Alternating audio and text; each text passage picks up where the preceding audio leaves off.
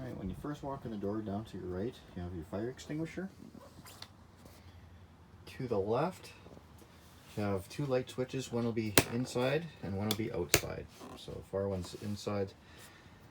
The close one is your awning lights. You have your awning in and out, power outlet, 12-volt power source, coax cable. This will be where your satellite cable TV comes into if you want to hook up a TV here. You have your monitor. You can check your battery life, and you can check your fresh water, black and gray tank. Water pump on and off, water heater gas, and water heater electric. If you are going to be using your gas on your water heater, you may see this fault light come on. All that means is it didn't light. It takes a while for propane to get to the appliances, so if that happens, just simply shut it off, turn it back on, let it do its cycle again. Your sink, 2-burner stove, propane stove. You have your range with your light and your fan, microwave, and your microwave you do need to be plugged in for it to work. Your fridge, the controls are in the top. You have your on and off, and you can switch it from auto to gas.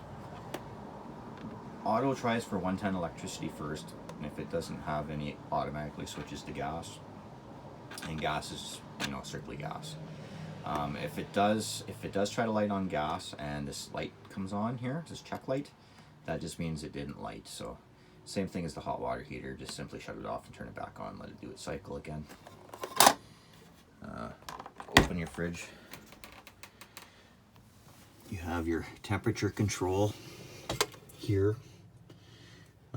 I believe down is cooler. Down is cooler, up is warmer. I'm pretty sure that's how it is. It will say in your book. Most of them have, well, I guess none of these small ones have the thing, but all the big ones have says which way it goes. In back here is your bathroom.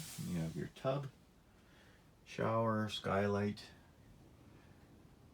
vent, toilet. And with your toilet, I do recommend RV toilet paper.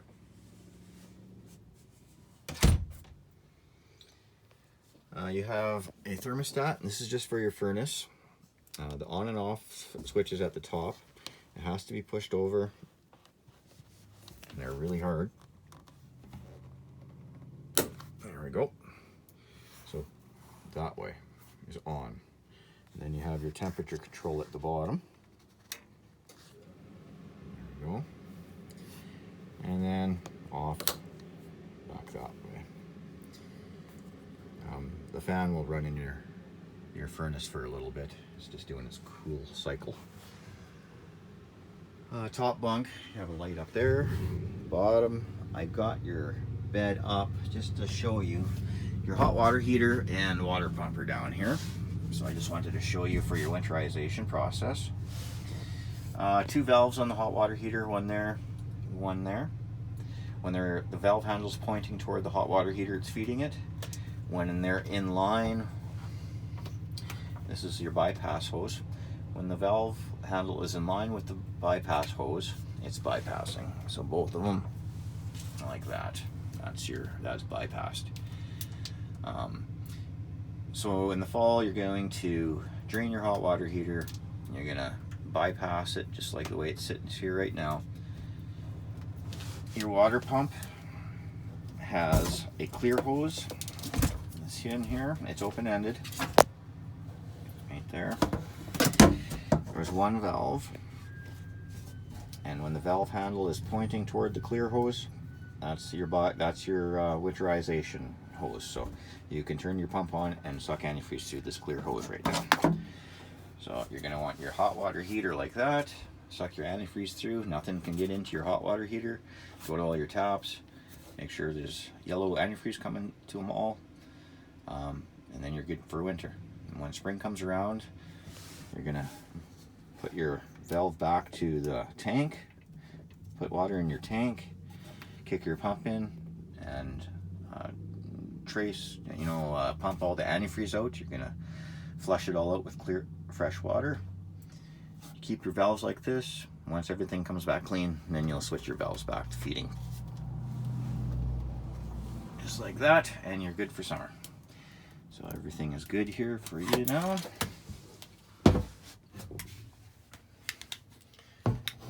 And there is, I think, one or two screws holding that plywood down here. I'll put that back down after. Your power converter here. You got fuses for your 12 volt and breakers for your 110. They are labeled here and here, which ones do what. If you do have experienced something electrical wise not working, this would be the first place to look.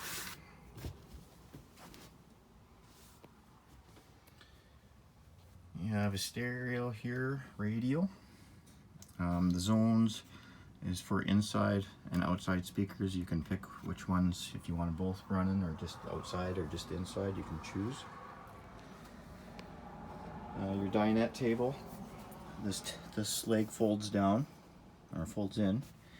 You can just take the table off the mount, the back here, just kind of lift it up, it'll come off of there, and just set your table down on the supports here, rearrange your cushions and make it into a bed.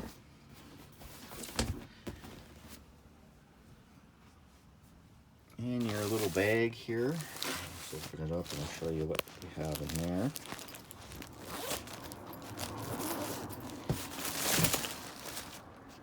So you have an owner's manual, your keys. There's going to be a book on all the appliances, everything in here, fridge, stove, all that, awning. So if you ever need any information on anything, be the place to look. This is here, remote control for your stereo. Okay.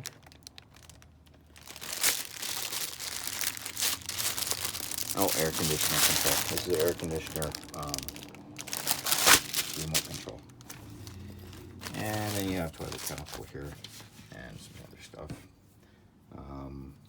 Park adapter, 30 amp to a household 110. It's good for running your fridge, keeping it cold, running your lights, but I don't recommend using your air conditioner and microwave with it. Furnace is there. Your microwave or your air conditioner is up front. You got your power on and off there. Well, power on and off here. You can. There's all sorts of settings here.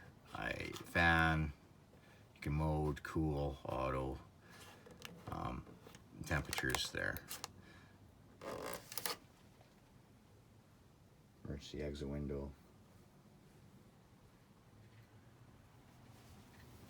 And underneath your bed, storage goes right to the front. Carbon monoxide detector there. And I think that's about it. If I missed something, if you have questions, give us a call. We'll help you out. Hope you enjoy your unit, and thank you for watching.